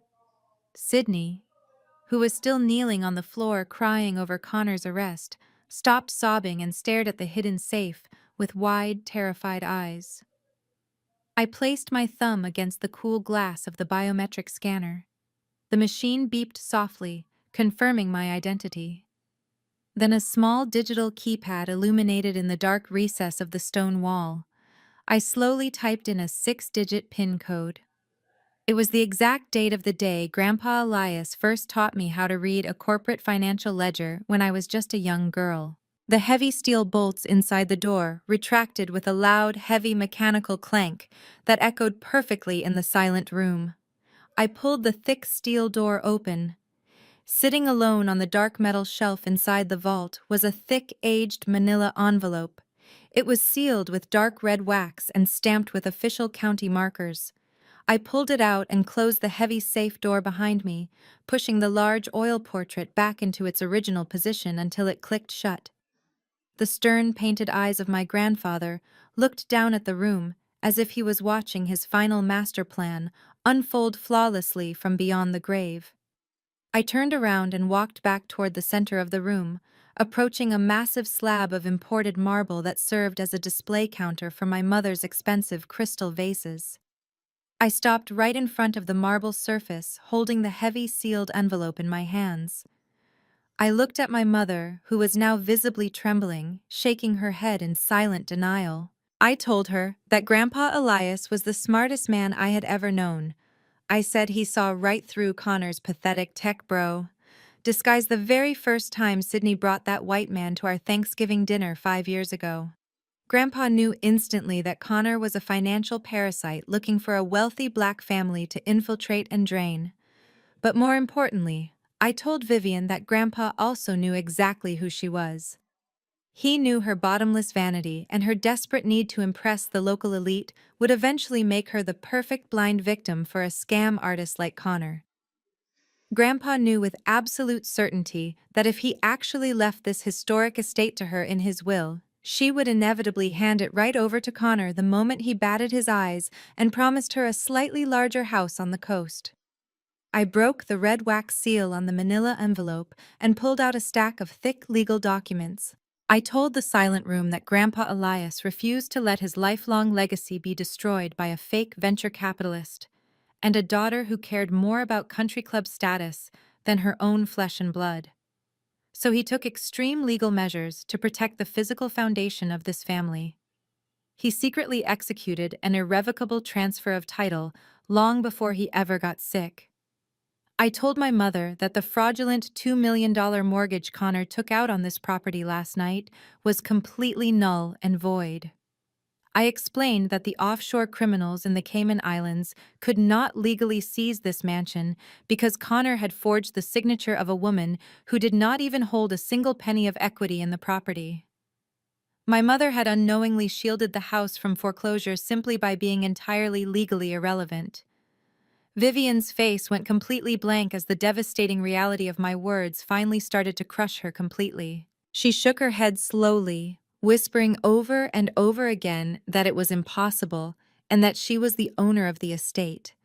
I raised the heavy stack of documents high in the air so everyone in the room could see the official state seals and the bold black signatures of the federal judges.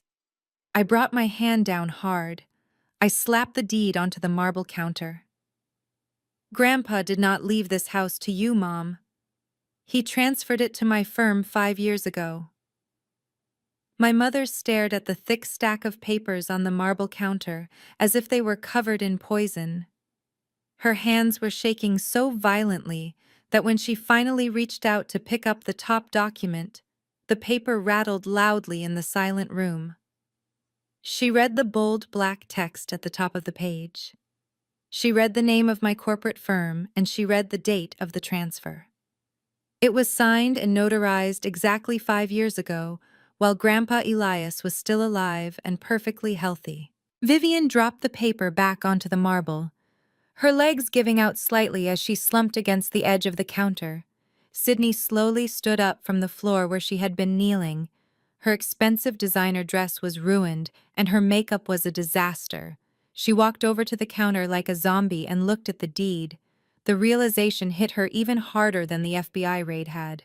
She looked down at the massive diamond tennis bracelet on her wrist and the heavy diamond necklace resting against her collarbone. I watched her eyes widen in absolute horror as the math finally clicked in her head. I told her those diamonds were not a gift from a wealthy Silicon Valley genius. They were purchased directly with Dr. Terry Pension Fund and Mr. Rollins' life savings. I told her the federal government was going to seize every single piece of jewelry, every designer handbag, and every luxury car sitting in that driveway to pay back the victims of her husband's Ponzi scheme. She was going to be left with absolutely nothing but the clothes on her back.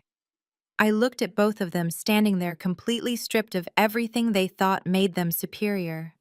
I told them their entire lives were a complete illusion. The offshore bank accounts were frozen. The venture capital firm was a crime scene, and the money was entirely gone. All of their elite high society friends were currently backing toward the front doors, whispering in deep disgust as they watched the mighty fall. My mother looked around the room, seeing the pure judgment in the eyes of the people she had worshipped her entire life. She realized she was not the queen of Baldwin Hills anymore. She was just the mother-in-law of a federal criminal and a woman who had been living a massive lie. I leaned against the marble counter and crossed my arms, looking around the grand foyer. I told them that for the last 5 years they had been parading around this historic estate, treating me like an unwanted guest in my own home.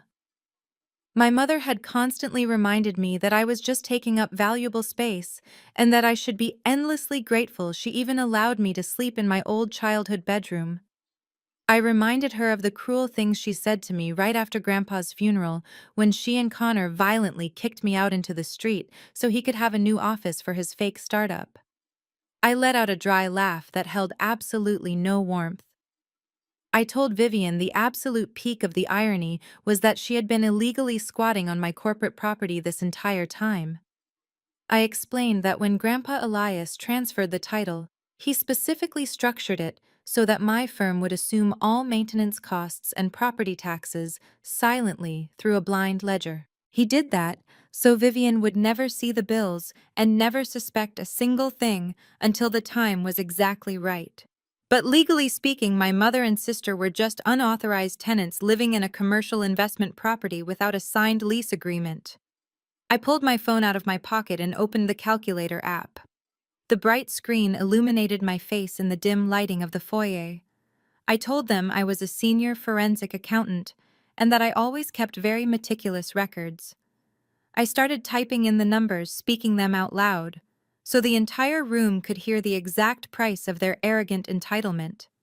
I told them the fair market rental value for a fully furnished historic 8-bedroom mansion in the premier neighborhood of Baldwin Hills was roughly $30,000 a month. I multiplied $30,000 by 12 months to get the annual rate. Then I multiplied that sum by the 5 entire years they had lived there since the title transfer was finalized. My mother watched my fingers move across the bright screen, her breathing becoming incredibly erratic and shallow. I hit the equal sign and looked up from the phone, locking my eyes directly onto hers. I told Vivian she currently owed my firm exactly $1,800,000 in unpaid back rent. I added that this massive figure did not even include the standard late fees or the extensive property damage caused by Connor's completely illegal structural renovations to my house. The sheer magnitude of the number hit Vivian like a physical blow to the chest. $1.8 million in debt to the very daughter she had just publicly disowned at a luxury restaurant days prior. She literally gasped for air, grabbing the edge of the marble counter to keep herself from completely collapsing onto the hard floor. All of the vicious pride, the nasty superiority, and the elite condescension she had worn like armor her entire life completely vanished. She was not a powerful socialite matriarch anymore. She was a terrified, broke woman facing a massive legal judgment she could never possibly pay. Vivian stumbled forward, closing the distance between us. Her hands reached out, trembling violently as she tried to grab my arms. I took a quick step back, refusing to let her touch me or infect my peace. The tears streaming down her face now were not the fake theatrical tears she had used to manipulate the crowd earlier. These were tears of pure, absolute, unfiltered desperation. She looked at me with wide, terrified eyes, begging me to stop the nightmare. She cried out my name, her voice cracking into a pathetic wail that echoed off the high ceilings. She begged me not to do this to her. She said she was a foolish old woman who had been completely brainwashed by Connor and his charming lies. She sobbed that she did not know what she was doing and that she never meant to hurt me or push me away. She fell hard to her knees right in front of me, the expensive silk of her custom gown pooling around her on the cold marble floor. She looked up at me, her face completely wrecked with fear, and begged for mercy. "Please, Morgan," she cried, her voice breaking into a desperate sob. "Please do not throw us out into the street. You cannot do this to me. I am your mother. Please forgive me. But we are family." I looked down at the woman kneeling on the marble floor, holding the crumpled silk of her designer gown. The word family hung in the heavy air between us, sounding entirely hollow and completely offensive.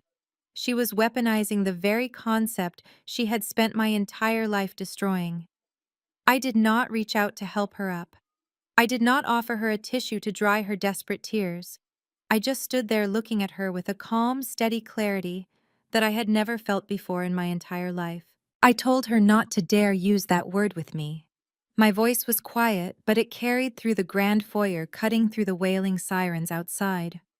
I asked her what she actually thought family meant. I told her family does not kick their own daughter out of her childhood home just because a lying tech bro wants a new office for a fake startup. Family does not sit at a luxury restaurant watching a man threaten to call the police on me and then stand up to publicly disown me just to protect their fragile social status. I pointed at Sydney, who was still sitting on the floor, shivering in her stolen diamonds.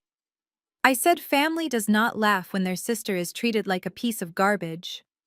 Vivian let out a choked sob, pressing her hands against her face. She tried to formulate an excuse, but I did not let her speak. I told her she did not know the first thing about family. She only knew about aesthetics and optics. She only cared about how things looked to the wealthy politicians and doctors standing in this room. I told her that Grandpa Elias was the only person in this house who actually understood what family meant. He knew that true family protects each other from predators. He spent 10 years secretly building that beautiful glass house in Malibu to give me a safe haven because he knew the day would come when my own mother would throw me to the wolves just to keep her country club membership. My mother reached out again, her manicured fingers brushing the hem of my white trousers. She begged me to give her another chance. She said she would change and that we could go back to the way things were. She promised she would cut ties with Connor, and that we could run this estate together, just the three of us. I took a slow, deliberate step backward, breaking the physical contact completely. I told her there was absolutely no going back, because the illusion was entirely dead. I told her I did not want her apologies, and I absolutely refused to forgive her. Forgiveness is a gift you give to people who actually show genuine remorse, not to people who are only crying because they finally got caught. I told her she was not sorry for how she treated me.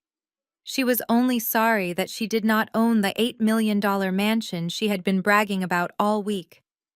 I reached into my heavy leather tote bag one last time. I pulled out a crisp white legal envelope that I had prepared alongside the forensic files. I dropped it onto the marble counter right next to the massive stack of title transfer documents. The paper landed with a soft thud. Vivian stared at it, her eyes wide with fresh terror. She asked me what it was, her voice barely a whisper. I told her it was a formal, legally binding eviction notice, drafted and signed by the corporate attorneys representing my firm. I told her she and Sydney had exactly 48 hours to pack their personal belongings and vacate the premises completely. I clarified that personal belongings did not include the expensive artwork, the custom furniture, or the imported chandeliers, because Grandpa Elias had purchased all of those assets and transferred them to the trust as well. They could only take their clothes, their shoes, and whatever fake pride they had left. Sydney finally found her voice screaming from the floor that I could not do this to them and that they had nowhere to go. She cried that Connor's bank accounts were frozen and they did not have a single dollar to rent an apartment. I looked at my older sister and felt absolutely no pity. I told her that was a problem she should have considered before she let her husband steal the life savings of elderly black folks to buy her tennis bracelets. I told them that when the 48 hours expired, the locks would be electronically changed and any property left inside would be liquidated to help pay off the $1.8 million debt they still owed my company. The sheer brutality of the boundary I had just drawn left them entirely speechless. Vivian slumped forward, resting her forehead against the cold marble floor, completely broken. There was no more fighting left in her. The facade was entirely gone, and the reality of her new impoverished life had finally crushed her. I looked up from my broken family and turned my attention back to the wealthy guests who were still standing near the edges of the room. Dr. Terry and Mr. Rollins were looking at Vivian with pure, unadulterated disgust. They had just watched this woman try to bribe her way out of trouble and then beg for mercy using the same family card she had completely disregarded when it suited her. They realized that Vivian would have gladly let them lose their entire retirement funds if it meant she got to keep her big house and her wealthy status. Dr. Terry shook his head, his face set in a hard grimace. He turned his back on my mother and walked silently toward the front doors. Mr. Rollins followed him. One by one, the local politicians, the socialites, and the wealthy real estate developers turned their backs on Vivian and Sydney. They walked out of the mansion in absolute silence, leaving their half-empty champagne glasses on the silver trays. The grand farewell party was officially over. My mother had wanted to host the social event of the season, and she certainly had. No one in Los Angeles would ever forget the night Vivian's fake empire burned to the ground. I picked up my leather tote bag and secured it over my shoulder. I did not say goodbye. I did not look back at the two women sobbing on the floor of the grand foyer. I simply turned around and walked toward the heavy wooden double doors. My low heels clicked rhythmically against the marble, echoing loudly through the massive spaces of the empty house. The air felt incredibly light as I stepped over the threshold and walked out into the cool night air. The federal agents were still outside processing Connor's arrest near the police cruisers, but I walked right past them. I left my mother and sister alone in the massive, echoing mansion they no longer owned, surrounded by the ghosts of their own greed and the absolute certainty that they had brought this entirely upon themselves. 6 months have passed since that night at the Baldwin Hills mansion. The air this morning is cool and salty as I sit on the expansive wooden deck of the Malibu beach house, holding a warm, ceramic mug of tea. The massive panels of reinforced glass behind me reflect the bright early sunlight, but my eyes are focused entirely on the endless stretch of the Pacific Ocean. The rhythmic sound of the waves crashing against the rocky cliffs below is the only sound I hear. There are no jazz bands, no clinking champagne glasses, and absolutely no toxic family members telling me I am taking up too much space. For the first time in my 29 years of life, the space I occupy is entirely my own. The fallout from the farewell party was incredibly swift and absolutely devastating for the people who thought they could build an empire on lies. Special Agent Marcus Wright did not waste any time building his case against Connor. The digital dossier I provided was so airtight that Connor's expensive defense attorneys advised him not to even attempt taking it to trial. A federal judge sentenced him to 15 years in a high-security federal penitentiary for wire fraud, title fraud, and running a multi-million-dollar Ponzi scheme. He tried to use his charm and his supposed Silicon Valley pedigree to beg for a lighter sentence, but the judge was completely unmoved. All of his offshore accounts were seized and frozen. The Cayman Islands holdings were repatriated, and the funds were systematically distributed back to Dr. Terry, Mr. Rollins, and the rest of the elderly investors he had targeted. The white savior of our family is now wearing a standard-issue orange jumpsuit, mopping cafeteria floors for 40 cents an hour. My sister Sydney learned a very harsh lesson about what happens when your entire identity is tied to the wealth of a fraudulent man. When the federal authorities seized Connor's assets, they took absolutely everything she claimed to own. The Porsche, the designer wardrobes, the silk gowns, and the diamond tennis bracelets were all confiscated and auctioned off by the government to pay criminal restitution. She was left with nothing but a few cheap suitcases of casual clothes. Today, the former beauty queen of the Baldwin Hills elite works a minimum wage retail job at a mid-tier department store in the valley. She spends her days folding sweaters and ringing up purchases for the exact same wealthy socialites she used to look down on. I heard through the grapevine that she actively hides in the stockroom whenever she sees someone from our old neighborhood walking through the glass doors. Her perfect aesthetic was completely shattered, and she is finally being forced to live in the real world. As for my mother, Vivian, her grand dynasty collapsed exactly the way it was always destined to. When the 48-hour eviction notice expired, my corporate attorneys arrived at the mansion with local law enforcement to ensure she vacated the premises. She tried to stall, and she tried to beg the officers for mercy. But the law is the law. She could not pay the $1.8 million in back rent. She owed my firm, so she was forced to declare bankruptcy. Her credit was completely destroyed, and her reputation was entirely incinerated. All of her wealthy friends, the politicians, and the country club elite completely blacklisted her. She now lives in a tiny, cramped, one-bedroom apartment on the far eastern outskirts of the city. She has no garden, no grand marble staircase, and no audience to perform for. She is entirely alone with nothing but the crushing memory of the daughter she threw away for a fake sense of superiority. I did not keep the Baldwin Hills mansion. Walking through those empty halls after they left only reminded me of the emotional coldness I endured there as a child. So I put the historic estate on the market and sold it to a legitimate real estate developer for $8.5 million. But I did not put that money into a personal bank account. I wanted to honor the true legacy of Grandpa Elias, the man who actually built our family name through hard work and genuine community care. I took the entire proceeds from the sale and founded the Elias Business Incubator in downtown Los Angeles. Wow. It is a fully funded foundation dedicated exclusively to providing startup capital, legal resources, and mentorship for young Black entrepreneurs who do not have generational wealth or supportive families to fall back on. We are building real sustainable businesses, not fake venture capital Ponzi schemes. Grandpa Elias would have been incredibly proud to see his wealth being used to actually elevate our community, instead of being used to buy fake diamonds and luxury cars.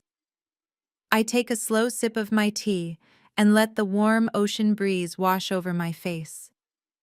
Cutting ties with my mother and my sister was the hardest and most painful decision I ever had to make, but it was also the most necessary. Society constantly tells us that we have to forgive and forget because blood is thicker than water. They tell us that we must endure abuse, manipulation, and theft simply because the people hurting us happen to share our last name. But I learned the hard way that true family is defined by mutual respect, protection, and genuine love. If the people who share your DNA are actively trying to destroy you, it is not a betrayal to walk away. It is an act of fundamental self-preservation. Sometimes the trash takes itself out, and sometimes you have to hire a corporate attorney to drag it to the curb. You cannot heal in the exact same environment that made you sick, and you certainly cannot build a peaceful life while actively housing the people who want to see you fail. My name is Morgan, and I am finally completely free. Have you ever had to legally protect yourself from your own family? Let me know in the comments. Like and subscribe for more stories.